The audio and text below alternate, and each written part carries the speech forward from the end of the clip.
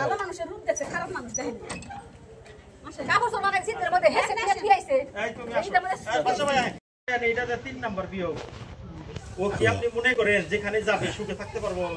ওই বাড়িরাও কিন্তু খোটা দেব, মাগি তুই সংসার করে আইছো।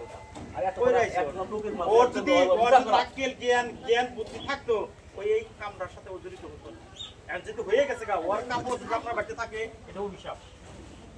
ওর যদি কোনো কাপড় চোপড় এই বাড়িতে থাকে আমি মনে করি এই বাড়ি একটা অভিশাপ। ওই কাপড় পরবেন না আপনারা। ওর বাড়ির টাকা একটা করতে পারবেন। বুঝছেন? আমি আমার কথা শেষ করে দেন।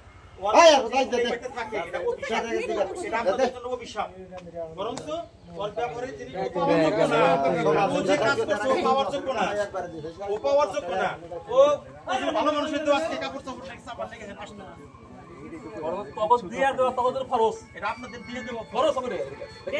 তারপরে চাবি আনেন, যেটা না দেওয়া চলে সেটা থাক, বাকি আমার ভাইয়ের 1.5 লাখ টাকা খরচ করে আমার হাত দালি মার্কেট করতে আমি জানি না। আপনার ভাই তো সবকিছু দিছে রে ভাই, আপনার ভাই সবকিছু দিয়ে, কিন্তু আমার আপনার ভাই ভাই তো তো খাইতে খাইতে ও জীবনে খোলা ফেরা লাগে। আপনার ভাই তো জীবনে ভালো না। আর আপনার ভাই তো অনেক খারাপ, পরে এটা দিয়ে বললো আমার কেন? ভাই তো বড় খারাপ। এই সামনে তার আগে পিটান দরকার। ওই যে আগে সামনে না হেও কিন্তু অভিশাপ দিছে। ওই জীবনে ভালো না। থাকতে পারে না। আর খালি যাও পারবো না। করে দিও না দেরা করে দিবি করে দিবি। আমি জায়গাতে দেখো মান খোলা। অভিশাপ তো জিনিস নাই, আমার ভাই অভিশাপ টাকা তো দিলে জিনিস। সবটাও দিলাম। হ্যাঁ আমি বলেন, আমি ই করতেছি, দেখতেছি। ভালো মানুষের রূপ দেখছে, খারাপ মানুষ দেখেনি। কাপড় চোপড় লাগাই শীতের মধ্যে হেসে কি আইছে? এই তুমি আসো। বাসা ভাই